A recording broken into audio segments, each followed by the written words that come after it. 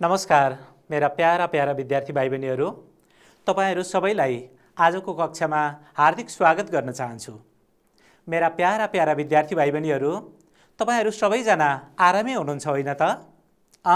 मलाई पनि सन्चै छ। विद्यार्थी भाइ बहिनीहरू, आजको कक्षामा नेपाली विषय अन्तर्गत कक्षा 5 को दोस्रो पाठ अर्थात् कर्मको फल कथा पढ्न गइरहेका छौँ। विद्यार्थी भाइ बहिनीहरू, अघिल्लो कक्षामा तपाईहरूले कर्मको फल कथाको अनुच्छेद 1 देखि अनुच्छेद 7 सम्म पढिसक्नु भएको छ। विद्यार्थी भाइ बहिनीहरू, आजको कक्षामा चाहिँ हामीहरू कर्मको फल कथाको अनुच्छेद 8 देखि 11 सम्म ससुर वाचन गर्नेछौँ अथवा पाठ पढ्नेछौँ। त्यसै गरी पाठको अभ्यास खण्डमा रहेका विभिन्न रमाइला अभ्यासहरू पनि गर्नेछौँ। तपाईहरूले आफूलाई चाहिने कापी, किताब र कलम त ठिक्क पारिसक्नुभयो होइन त? लौ त विद्यार्थी भाइ बहिनीहरू, म तपाईहरूलाई पाठ्यवस्तुतर्फ नै अगाडि बढाउँछु। तयारी हुनुहुन्छ? ल हेर्दै गर्नुहोस् है त। देखिहाल्नुभयो पाठ 2। पाठको शीर्षक के हो रे? कर्मको फल। अब चित्र हेर्नुहोस् है त। एउटा मैले तपाईहरुका लागि एउटा रमाइलो चित्र ल्याएको छु अनि यो चित्र पाठमा प्रयोग पनि भएको छ। एकपटक हेरौँ त भाइ बहिनीहरू, यहाँ के देखिरहनु भएको छ? पर कुनामा एउटा घर देख्नुभयो टाढा। यसै गरी यहाँ घर पछाडि रुख देख्नुभयो, यसको हाँगा मात्रै देखिएको छ। घरका झ्याल हेर्नुहोस् त, झ्यालहरू छन्। ढोका देखिएको छ अनि पिँढीमा हेर्नुहोस् त एकजना बुढी आमा बसिरहनु भएको छ है। अनि हेर्नुहोस् त एकजना पुरुष व्यक्तिले केही मागिरहे जस्तो अथवा उहाँहरू केही कुराकानी गरिरहे जस्तो देखिरहनु भएको छ होइन त? अझै केही कुराहरू छुटे कि? हेर्नुहोस् त भाइ बहिनीहरू, हेर्नुहोस् यहाँ आँगनमा कुखुराहरू चर्दै पनि रहेछन्। कस्तो राम्रो र रमाइलो चित्र रहेछ है। विद्यार्थी भाइ बहिनीहरू, यो रमाइलो चित्र हेरिसकेपछि अब त हामी पाठतर्फ नै अगाडि बढ्छौँ नि। ल हेर्नुहोस् है त, अनुच्छेद 8 यसरी सुरु हुन्छ। यहाँ अर्को चित्र देखिहाल्नुभयो, यो पनि पाठमै प्रयोग भएको चित्र हो। अब अनुच्छेद सुरु हुन्छ। म यसलाई पढेर सुनाउँछु। विद्यार्थी भाइ बहिनीहरू, हामीले पाठ पढ्दा शब्दलाई ख्याल गर्नुपर्छ। त्यहाँ प्रयोग भएका चिन्हहरूलाई पनि ध्यान दिनुपर्छ अनि ती शब्दहरूले के भन्न खोजेका रहेछन् भन्ने कुरालाई बुझ्दै ठम्ब्याउँदै पढियो भने कस्तो राम्रो वाचन हुन्छ अथवा कस्तो राम्रोसँग हामी पाठ पढ्न सक्छौँ। यी कुराहरूलाई पनि ख्याल गर्नुहोस् है त। विद्यार्थी भाइ बहिनीहरू, म तपाईहरूलाई अनुच्छेद 8 पाठ पढेर सुनाउँछु। उसले एउटा सुगा समायो। लट्ठीले त्यस सुगाको एउटा खुट्टा भाँच्यो अनि उसले त्यस सुगालाई घर लग्यो। त्यसको खुट्टामा औषधि लगाइदियो। 3-4 दिनपछि सुगा ठिक भयो। ठिक भएपछि सुगा उड्यो। त्यसले पनि आफ्नो चुच्चामा अनारको दाना ल्यायो। अधबैँसे मान्छेले त्यो दाना आफ्नो बारीमा रोप्यो। हेर्नुहोस् त अर्को अनुच्छेद। अब अनार लटरम्म फले। उसले अनार टिप्यो र फुटायो। आश्चर्य आश्चर्य। हेर्नुहोस् है, यहाँ चिन्हको पनि ख्याल गर्नुपर्छ। मैले भनेको छु नि, आश्चर्य। त्यस अनारबाट 2वटा बिच्छी निस्किए। उसले अर्को अनार फुटायो। त्यसबाट त झन् डर लाग्दो सर्प पो निस्कियो। त्यस मान्छेको डरको सीमा नै रहेन। ऊ आत्तियो तर अनार फुटाउन छाडेन। हरेक अनारबाट डर लाग्दा र विषालु जीवहरू मात्र निक्ले। आखिरमा सबै जीवले त्यस अधबैँसे मानिसलाई चारैतिरबाट घेरे। सबैले आफ्नो आफ्नो स्वभाव अनुसार उसलाई टोके। हेर्नुहोस् त, यहाँ चित्रमा पनि देख्नुहुन्छ, यो अनारको रुख हो। यहाँ हेर्नुहोस् त, यो अधबैँसे मान्छे आत्तिरहेको छ। यहाँ जमिनमा देख्नुहुन्छ बिच्छी, सर्प जस्ता डर लाग्दा जीवहरूले अधबैँसे मानिसलाई घेरिरहेको छ। कस्तो डराएर बसिरहेको छ है। ल हेर्नुहोस् त, बाँकी कथा यसरी अगाडि बढ्छ भाइ बहिनीहरू। त्यस मान्छेलाई अचम्म लाग्यो। ओहो, यो के भयो? वृद्धाले अनार फुटाउँदा चाहिँ हिरा मोती निस्के। मलाई यस्तो पक्कै पनि यो मैले सुगालाई घाइते बनाएको दुष्कर्मको फल हो। दुष्कर्मको फल राम्रो हुँदो रहेनछ। उसलाई हुनसम्मको पछुतो लाग्यो। विद्यार्थी भाइ बहिनीहरू, पाठ पढ्दा कसरी पढ्ने भन्ने नमुना मैले तपाईहरूलाई सिकाएँ। अनि यो पाठको अघिल्लो खण्ड त तपाईहरूले अगाडिकै कक्षामा पढिसक्नु भएको छ। विद्यार्थी भाइ बहिनी, यसै गरी हामीले पाठ पढ्ने अथवा पाठ पढाइलाई सस्वर अभ्यास, सस्वर वाचन गर्ने पनि भनिन्छ। त्यस्ता अभ्यास गर्नुहोस्। विभिन्न पाठहरू पढेर तपाईहरूले आफ्नो पढ्ने तरिका, आफ्नो पढ्ने गति अनि पढ्दाखेरि हामीले ख्याल गर्नुपर्ने चिन्ह प्रयोगका कुराहरू जस्ता कुराहरूलाई बुझेर ठम्म्याउँदै पढ्न सक्नुहुन्छ, होइन त? लौ त विद्यार्थी भाइ बहिनीहरू, हाम्रो सस्वर वाचनको पाठ चाहिँ यहीँ सकिन्छ। अब तपाईहरूलाई पाठको अभ्यास खण्डमा रहेका विभिन्न रमाइला अभ्यासहरू हामी गर्नेछौँ, हुन्छ? अभ्यास 1 मा हेर्नुहोस् त, सुन्नुहोस् र भन्नुहोस् भन्ने अभ्यास छ। यहाँ केही शब्दहरू आउँछन्, ती शब्दलाई कसरी भन्ने रहेछ अथवा कसरी उच्चारण गर्नु पर्दो रहेछ। म मेरा प्यारा प्यारा विद्यार्थी भाइ बहिनीहरूलाई ती शब्दहरू उच्चारण गरेर सुनाउँछु। तपाईहरू पनि म सँगसँगै उच्चारणको अभ्यास गर्नुहोस्, हुन्छ? वृद्धा, वृद्धा। हेर्नुहोस् त, अर्को शब्द छ दृष्टि, दृष्टि। अर्को शब्द खुट्टा, खुट्टा। अब अर्को शब्द हेर्नुहोस्, लट्ठी। देखिरहनु भएको छ है। अर्को शब्द हेर्नुहोस् त, दुष्कर्म, दुष्कर्म। अब अर्को शब्द पछुतो। हो यसरी शब्द पढ्दाखेरि अथवा शब्द उच्चारण गर्दाखेरि शुद्धसँग उच्चारण गर्ने अभ्यास गर्नुपर्छ भाइ बहिनीहरू। तपाईहरूले यस किसिमको अभ्यास त अगाडिका पाठहरूमा पनि गर्दै आउनु भएको छ। यो तपाईहरूलाई नौलो लाग्ने विषयवस्तु पनि होइन। विद्यार्थी भाइ बहिनीहरू, यस किसिमका अभ्यासहरू घरमा पनि गर्नुहोस्, हुन्छ? आफ्ना बुबा आमालाई सुनाउनुहोस्, दाइ दिदीहरूलाई सुनाउनुहोस् अनि आफ्ना गुरुहरूलाई पनि सुनाउने गर्नुहोस्। म मेरा प्यारा प्यारा विद्यार्थी भाइ बहिनीहरूलाई अब अर्को अभ्यासतर्फ लैजान्छु। तपाईहरू सबैजना तयारी नै हुनुहुन्छ, होइन त? अर्को अभ्यास गर्नका लागि। ल हेर्नुहोस् है त, शब्द र अर्थको जोडा मिलाउनुहोस्। भाइ बहिनीहरू, किताब पनि हेर्दै गर्नुहोस्। त्यहाँ शब्द र अर्थहरू मिल्दो ढङ्गमा दिएका छैनन्। मैले यहाँ चाहिँ जोडा मिलाएर ल्याएको छु। तपाईहरूले आफ्नो किताबमा धर्का तानेर पनि जोडा मिलाउन सक्नुहुन्छ। कापीमा लेखेर सिधा सिधा पनि जोडा मिलाउन सक्नुहुन्छ।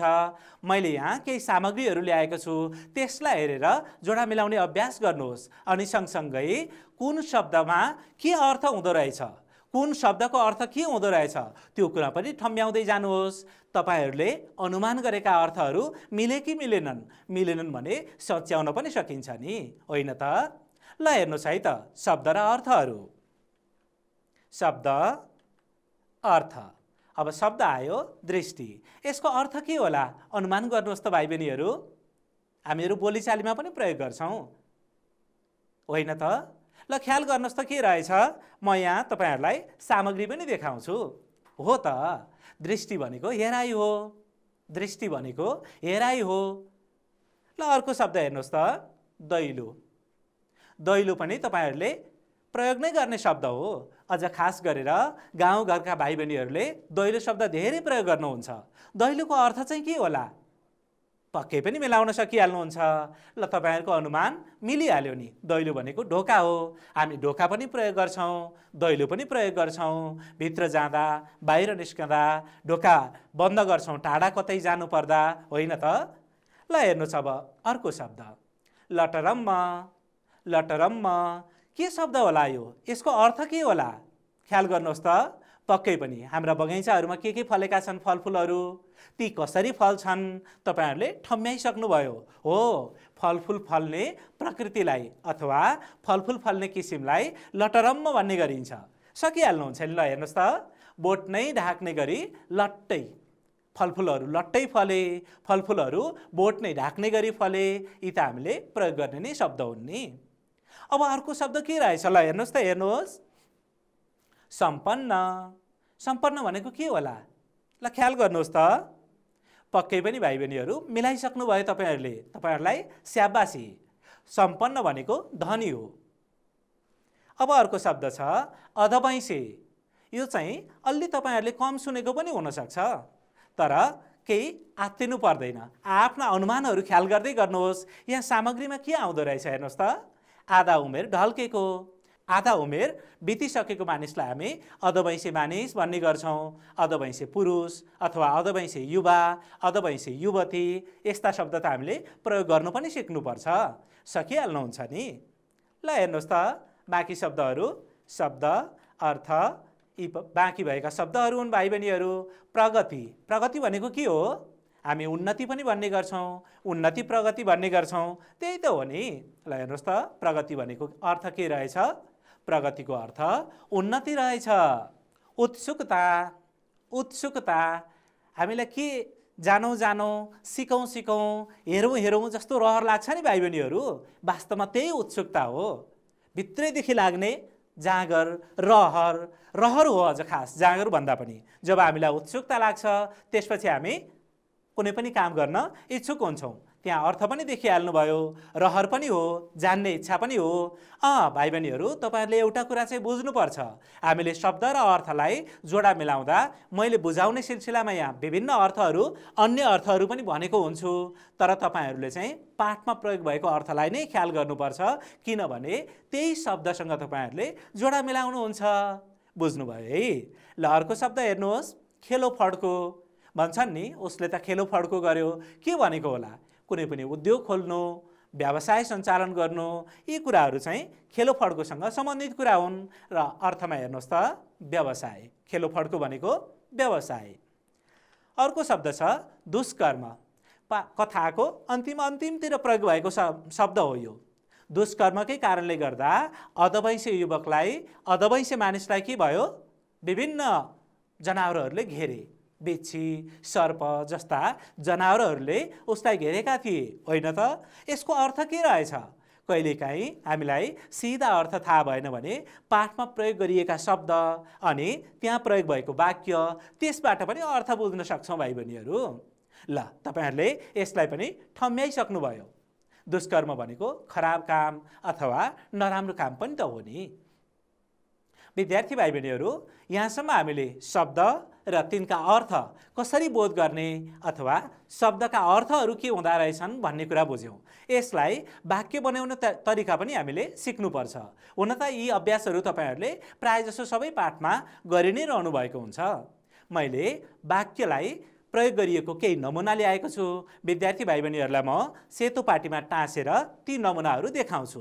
तपाईँहरू सबै ध्यानपूर्वक हेरिरहनु भएको छ, होइन त? ल पहिलो शब्द रहेको छ प्रगति। प्रगतिलाई वाक्यमा प्रयोग गर्दा यसरी प्रयोग गरिएको छ। हेर्नुहोस् त, हेर्नुहोस्, मेरो साथीले पढाइमा राम्रो प्रगति गरेको छ। हेर्नुहोस् त, हेर्नुहोस्, मेरो साथीले पढाइमा राम्रो प्रगति गरेको छ। भाइ बहिनीहरू, प्रगति शब्दलाई यहाँ वाक्यमा प्रयोग गरिँदा रेखाङ्कन पनि गरिएको छ। त्यसलाई पनि ध्यानपूर्वक हेरेर बुझ्नुहोस्। शब्दको अर्थ मात्रै बुझेर पुग्दैन, त्यसलाई कसरी वाक्यमा प्रयोग गर्ने भन्ने कुरा पनि हामीले बुझ्नुपर्ने हुन्छ। ल अर्को शब्द हेर्नुहोस् त, पढ्नुहोस् त, के रहेछ? दृष्टि। अब यसलाई वाक्यमा कसरी प्रयोग गर्ने हेर्नुहोस् त, त्यसलाई पनि देखिहाल्नुहुन्छ। ल हेर्नुहोस् त, हेर्नुहोस्, उसले पाकेको आँपमा दृष्टि लगायो। उसले पाकेको आँप हेर्यो भनेको त हो नि, तर हामीले दृष्टि शब्दलाई नै वाक्य बनाउनु पर्ने हुन्छ। त्यसैले उसले पाकेको आँपमा दृष्टि लगायो। यहाँ रेखाङ्कन पनि गरिएको छ, तपाईँहरूलाई बुझ्न सजिलो होस् भनेर रेखाङ्कन गरिएको हो। अर्को वाक्यपत्ति पनि छ भाइ बहिनीहरू, हेर्नुहोस् त, हेर्नुहोस्,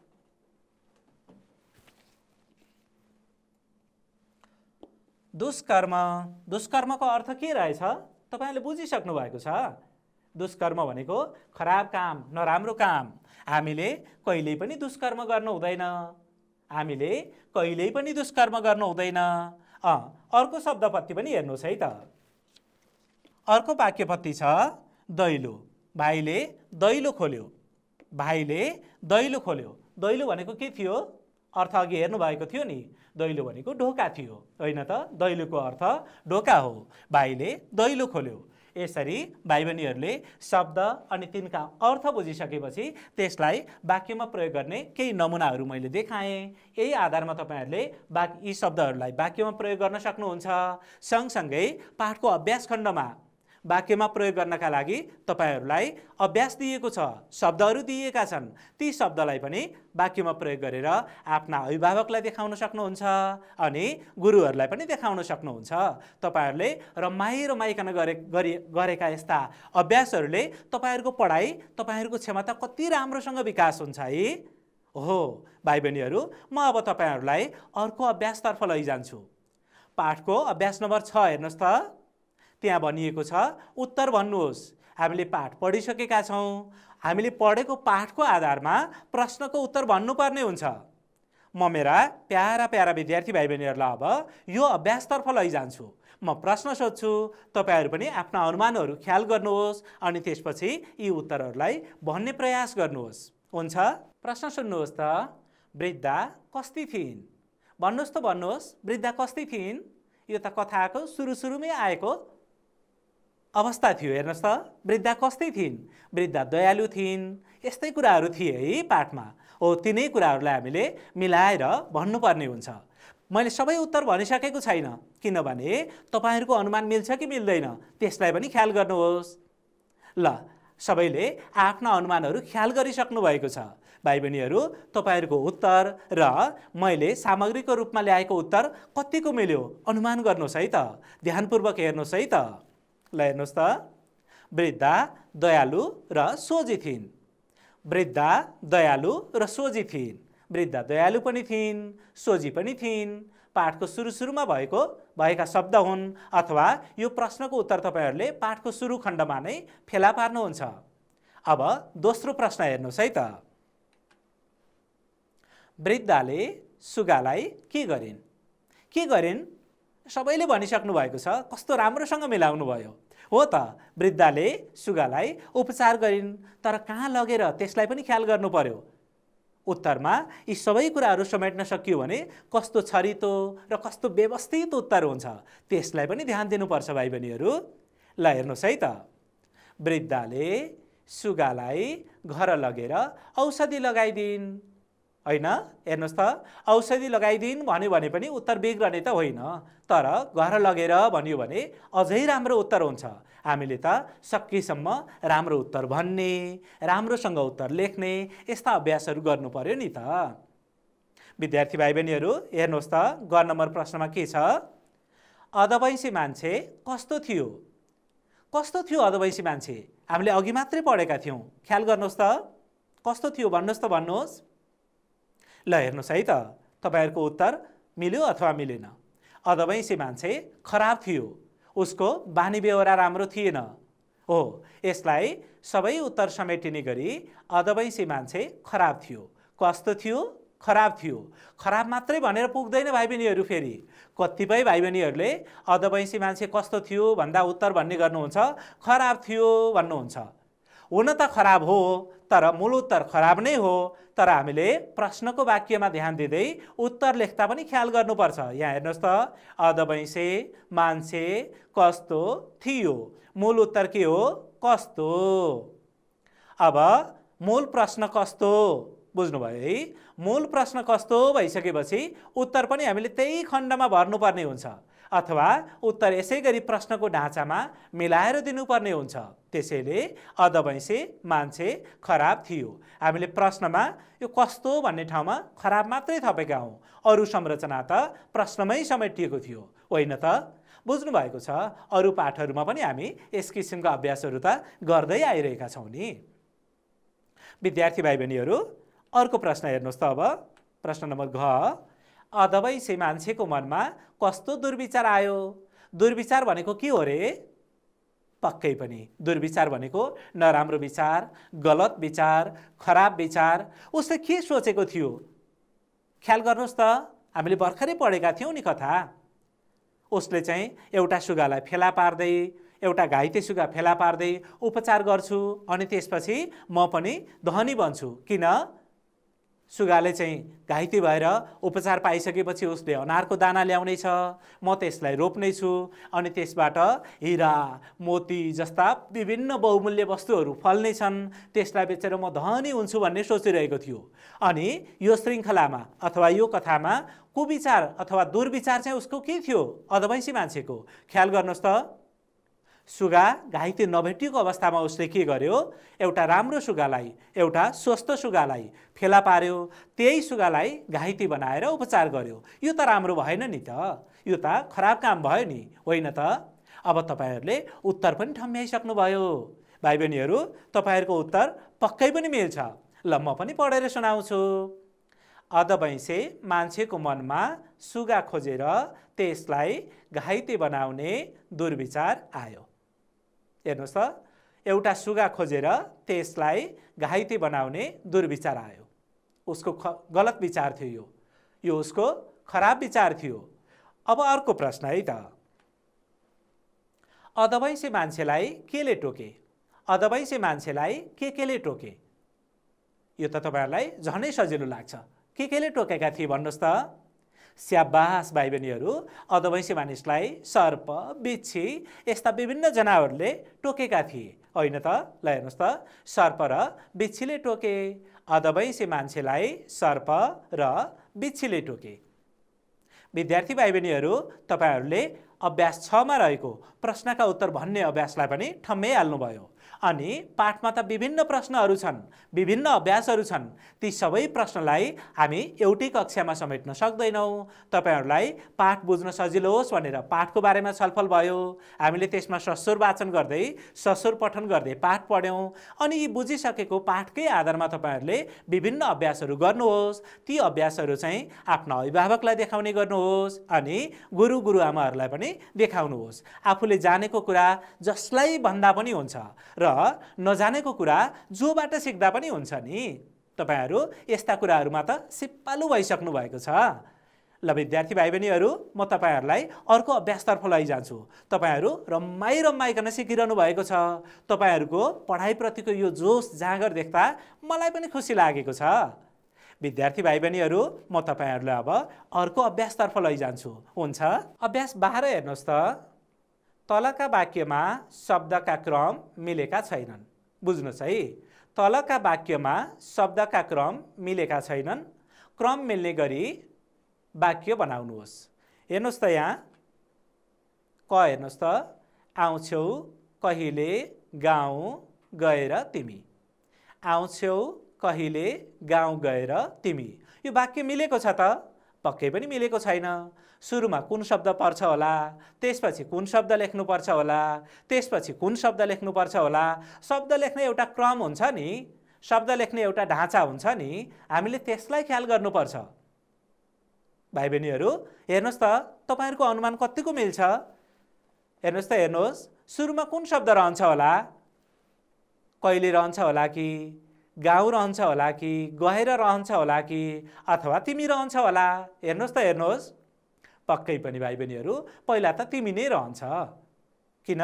हामी वाक्य लेख्दाखेरि यही ढाँचामा लेख्छौँ नि त। नाम अथवा सर्वनामलाई सुरुमा लेख्ने गर्छौँ। यसलाई कर्ता पनि भन्ने गरिन्छ।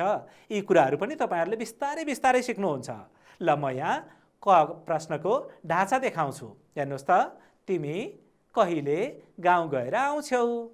तिमी कहिले गाउँ गएर आउँछौ। हेर्नुहोस् त, यहाँ प्रश्न सोधिएको छ अनि यहाँ पनि प्रश्न चिन्ह नै प्रयोग गरियो। भनाइको मतलब प्रश्नमा जस्तो ढाँचामा प्रश्न सोधिएको छ त्यसलाई हामीले ढाँचा मिलाउँछौँ अथवा क्रम मिलाउँछौँ अनि अन्त्यका चिन्हलाई चाहिँ जस्ताको तस्तै प्रयोग गर्छौँ। यहाँ किन प्रश्न चिन्ह प्रयोग भयो बुझिहाल्नुभयो। ल अर्को प्रश्न हेर्नुहोस् त। दिनपछि म 25 फर्किहाल्छु नि। ल यसलाई कसरी बनाउनु पर्दो रहेछ? ल हेर्नुहोस् है त, म 25 दिनपछि फर्किहाल्छु नि। म 25 दिनपछि फर्किहाल्छु नि। अब यहाँ पूर्णविराम चिन्हको प्रयोग त बुझिहाल्नुभयो। माथि प्रश्न चिन्हको प्रयोग थियो, यसलाई प्रश्नवाचक पनि भन्ने गरिन्छ। अनि यहाँ चाहिँ पूर्णविरामको प्रयोग थियो। वाक्य टुङ्गिँदाखेरि प्रश्नवाचक अथवा पूर्णविरामकै प्रयोग गर्ने गरिन्छ। प्रश्न सोधिँदा प्रश्नवाचक चिन्हको प्रयोग हुन्छ। सामान्य किसिमका वाक्यमा पूर्णविरामको प्रयोग गरिन्छ अथवा प्रश्न नसोधिएका वाक्यमा पूर्णविराम चिन्हको प्रयोग गरिन्छ। यी कुराहरूलाई पनि तपाईहरूले बुझ्नुपर्ने हुन्छ भाइ बहिनीहरू। ल अर्को प्रश्न हेर्नुहोस् त। हो ठुलो सबैभन्दा कुरा सरसफाइ। ल अनुमान गर्नुहोस् त यसको उत्तर के हुन्छ होला? ल हेर्नुहोस् है त, सबैभन्दा ठुलो कुरा सरसफाइ हो। सबैभन्दा ठुलो कुरा सरसफाइ हो। यसरी हामीले क्रम मिलाउनुपर्छ। कुन शब्दहरू कहाँ राखिँदो रहेछ, कसरी राखियो भने राम्रो बन्दो रहेछ, यहाँ ख्याल गर्नुहोस्। यहाँ मात्रै होइन, तपाईहरूले पाठमा प्रयोग भएका वाक्यहरूलाई पनि हेर्न सक्नुहुन्छ। कसरी वाक्य बनाउनु पर्दो रहेछ। पाठ भनेको पनि वाक्य मिलेर अनुच्छेद बनेका हुन्छन्, अनि अनुच्छेदहरू मिलेर सिङ्गो पाठ बनेको त हुन्छ नि। हामीले हरेक वाक्यलाई हेर्दै यी कुराहरू बुझ्न सक्छौँ। ल, अर्को नम्बर हेर्नुहोस् त। बचाउनु पर्छ ठन्डी र चिसोबाट बच्चालाई। ल, उत्तर हेर्नुहोस् है त। बच्चालाई ठन्डी र चिसोबाट बचाउनु पर्छ। अर्को प्रश्न छ, लेख्यो भने जथाभावी किताबमा हुँदैन राम्रो। ल, यो ख्याल गर्नुहोस् त के हुन्छ होला, यसको उत्तर के हुन्छ होला। भाइ बहिनीहरू, तपाईँहरूले अनुमान लगाइसक्नु भएको छ। तपाईहरूको अनुमान पक्कै पनि मिल्नेछ। ल, हेर्नुहोस् त, हेर्नुहोस्। किताबमा जथाभावी लेख्यो भने राम्रो हुँदैन। किताबमा जथाभावी लेख्यो भने राम्रो हुँदैन। बुझ्नुभयो है। अभ्यास 12 पनि हामीले अभ्यास गरिसक्यौँ।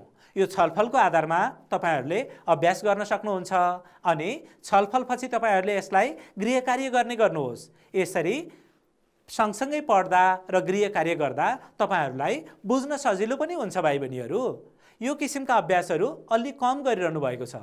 यसबाट पनि हामीलाई सफासँग लेख्न, शुद्धसँग लेख्न र खास गरेर वाक्यको ढाँचा कस्तो हुँदो रहेछ भन्ने कुरा बुझ्न सजिलो हुन्छ। विद्यार्थी भाइ बहिनीहरू, अब अर्को अभ्यासतर्फ लागौँ। हुन्छ। कर्मको फल कथाको घटनाक्रम सुनाउनुहोस्। हामीले कर्मको फल कथा पढिसक्यौँ। यो कथामा मुख्य घटनाहरू के भए त्यसलाई तपाईहरूले सुनाउनुपर्छ। विद्यार्थी भाइ बहिनीहरू, तपाईहरूले कहिलेकाहीँ चलचित्रहरू हेर्नुहुन्छ, कहिलेकाहीँ अरू विभिन्न सामग्रीहरू हेर्नुहुन्छ, कहिलेकाहीँ पढ्नु पनि हुन्छ, अनि पढेका ती सामग्रीहरूलाई आफ्नो साथीलाई कस्तो राम्रोसँग सुनाउनुहुन्छ है। सुरुमा के भयो, त्यसपछि दोस्रो पटक के भयो, अनि के भयो, क्रमशः सुनाउनुहुन्छ नि। यहाँ पनि कथाको घटनाक्रम सुनाउने तरिका त्यही नै हो। कथाको सुरुमा के भएको थियो, अनि त्यसपछि के भएको थियो, अनि फेरि त्यसपछि के भएको थियो, मुख्य घटनालाई हामी सुनाउँछौँ। तपाईहरूले पनि यहाँ कथाको मुख्य घटना सुनाउने अभ्यास गर्नुपर्छ। यसका लागि मैले मेरा विद्यार्थी भाइ बहिनीहरूलाई बुझ्न सजिलो होस् भनेर केही बुदाहरू ल्याएको छु। यही आधारमा तपाईहरूले साथीहरूलाई अथवा आफ्ना अभिभावकहरूलाई पनि सुनाउन सक्नुहुन्छ। ल, म क्रमशः ती बुदाहरू सुनाउँछु। बुदाहरू यही हुनुपर्छ भन्ने छैन भाइ बहिनीहरू, यो त नमुना मात्रै हो। यसलाई हेरेर तपाईहरूले अन्य बुदाहरू पनि सुनाउन सक्नुहुन्छ। हुन्छ, यो किसिमको अभ्यास गरौँ है त। एउटा गाउँमा गरिब र दयालु वृद्ध बस्ने। मैले पुरै वाक्य बनाएको छैन। एउटा गाउँमा गरिब र दयालु वृद्ध बस्ने। अनि तपाईहरूले सुनाउँदा के सुनाउनुहुन्छ? एउटा गाउँमा गरिब र दयालु वृद्ध बस्थिन्। उनको स्वभाव कस्तो थियो, उनको हानिबानी कस्तो थियो, उनी के गर्थिन्, त्यसपछि तपाईहरू यसकै आधारमा सरर सुनाउन सक्नुहुन्छ। ल, अर्को बुदा हेर्नुहोस् है त। मन्दिरबाट फर्कने क्रममा वृद्धले घाइते सुगा भेटेकी। बुझिहाल्नु भयो नि, कथा पढिसक्नु भएको छ, कथा बुझ्नु भएको छ। अब त्यहाँबाट हामी मुख्य घटना मात्रै टिप्छौँ। वृद्धले घाइते सुगाको उपचार गरेकी। अर्को बुदा छ, केही दिनपछि सुगाले वृद्धलाई अनारको दाना ल्याइदिएको। अर्को हेर्नुहोस् त बुदा, वृद्धले अनारको बिउ रोपेकी। मुख्य घटना त हो नि। अनारको बोटमा हिरा र मोती फलेका। अर्को बुदा छ, वृद्ध हिरा र मोती बेचेर धनी भएकी। अधवैँसे मानिसलाई वृद्ध धनी भएको देखेर ईर्ष्या लागेको। ईर्ष्या भनेको लोभ, डाहा हुन्छ नि, त्यसलाई ईर्ष्या भन्छन्। हो, अधवैँसे मानिस चाहिँ वृद्ध धनी भएको देखेर एकदम डाहा भएको थियो नि उसलाई। त्यही कुरालाई यहाँ बुदामा समेटिएको छ। अर्को बुदा हेर्नुहोस् है त। अब अधबैँसे मानिसले घाइते सुगा नभेटेपछि आफैले सुगालाई घाइते बनाएर उपचार गरेको। केही दिनपछि सुगाले अधबैँसे मानिसलाई अनारको दाना ल्याइदिएको। अधबैँसे मानिसले अनारको बिउ रोपेको। त्यसपछि के भयो ख्याल गर्नुहोस् त। अधबैँसे मानिसले अनारको बिउ रोपेपछि के भएको थियो कथामा? हो, त्यही घटनालाई हामीले सुनाउँछौँ। ल बुधा पनि हेर्नुहोस्। अनारका दानाबाट सर्प र बिच्छी जस्ता जीवहरू निस्के। सर्प र बिच्छी निस्केर अधबैँसे मानिसलाई टोकेको। अघि चित्रमा पनि देख्नुभएको थियो कि खराब काम गरेकामा अधबैँसे मानिसलाई पछुतो लागेको। पछुतो लाग्नु भनेको के हो? यो त मैले ठिक काम गरिनँ, यो त राम्रो काम भएन भनेर आफूले आफैलाई नराम्रो काम गर्दा धिक्कार मान्ने गर्छन् नि मानिसहरू, अथवा गल्ती भयो भनेर सोच्ने गर्छन् नि, त्यसलाई पछुतो पनि भनिन्छ। हो, यहाँ चाहिँ अन्तिम बुधा हो। यो कथाको सकिने ठाउँको बुधा हो यो। हेर्नुहोस् त, खराब काम गरेकामा अधबैँसे मानिसलाई पछुतो लागेको। यहाँबाट हामीले पाठ पनि सिक्न सक्छौँ। हामीले पनि नराम्रो काम गऱ्यौँ भने हामीले पछुतो मान्नुपर्ने हुन्छ, तर हामी त्यस्ता पछुतो मान्ने किसिमका कामै गर्दैनौँ। सधैँ राम्रा राम्रा कामहरू गर्छौँ। त्यसले त हामीलाई राम्रा काम गर्न अझै हौसला दिइरहेको हुन्छ नि।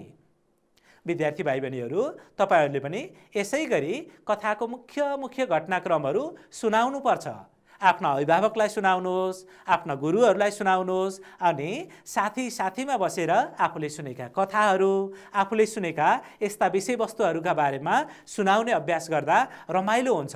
तपाईहरूले जानेको कुरा साथीहरूले सिक्नुहुन्छ, अनि साथीहरूले जानेका कुरा फेरि तपाईँहरू सिक्नुहुन्छ।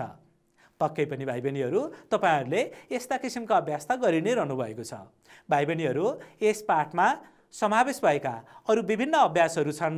ती सबैलाई चाहिँ आजको कक्षामा समेट्न सकिएन। तपाईँले अभ्यासमा हेर्नुभयो भने कस्तो राम्रो चित्र देख्नुहुन्छ र त्यो चित्रको बारेमा बयान गर्नुहोस् भन्ने अभ्यास छ। अनि तपाईँहरूले जानेका कथाहरू सुनाउनुहोस्, भन्नुहोस् भनेको छ। त्यस्ता विभिन्न अभ्यासहरू गर्नुहोस् र अभ्यास गर्दा कुनै मुख्य अभ्यासलाई मात्रै होइन, पाठमा भएका सबै अभ्यासहरूलाई हेर्ने, लेख्ने, अनि त्यसमा नजानेका अथवा दोधारमा परेका कुराहरू जान्ने व्यक्तिहरूलाई सोध्न सक्नुहुन्छ। दाइ दिदीहरू हुनुहुन्छ घरमा, बुबा आमाहरू हुनुहुन्छ, कतिपय भाइ बहिनीहरूको त हजुरबा हजुरआमाले पनि सिकाउन सक्नुहुन्छ। यसरी सिङ्गो पाठलाई नै राम्रोसँग पढ्ने, बुझ्ने अनि सबै अभ्यास समेटेर अभ्यासहरू गर्दा कस्तो राम्रो हुन्छ है। यसरी अभ्यास गर्दा रमाइलो पनि हुन्छ। विद्यार्थी भाइ बहिनीहरूले आफ्नो घरमा दाइ दिदीहरूलाई, परिवारका व्यक्तिहरूलाई चित्र वर्णन चाहिँ सुनाउनुहोस् अनि अरू अभ्यासहरू पनि लेखेर देखाउनुहोस्। विद्यार्थी भाइ बहिनीहरू, आजको कक्षाको निर्धारित समय सकिनै लाग्यो। खास गरेर हामीले आजको कक्षामा पाठको अथवा कथाको अनुच्छेद 8 देखि 11 सम्म पढ्यौँ। त्यसपछि पाठमा रहेका अभ्यास खण्डमा रहेका विभिन्न अभ्यासहरूलाई लेख्ने अभ्यास गऱ्यौँ, बोल्ने अभ्यास गऱ्यौँ, छलफल गर्ने अभ्यास गऱ्यौँ, होइन, सुनाउने अभ्यास पनि गऱ्यौँ। यी अभ्यासहरू गर्दै गर्नुहोस्। म फेरि अर्को कक्षामा तपाईँहरूसँग भेट्ने नै छु, रमाइला सामग्रीहरू ल्याउने नै छु। आजको कक्षाबाट बिदा माग्ने अनुमति चाहन्छु। सम्पूर्ण विद्यार्थी भाइ बहिनीहरूलाई हार्दिक नमस्कार।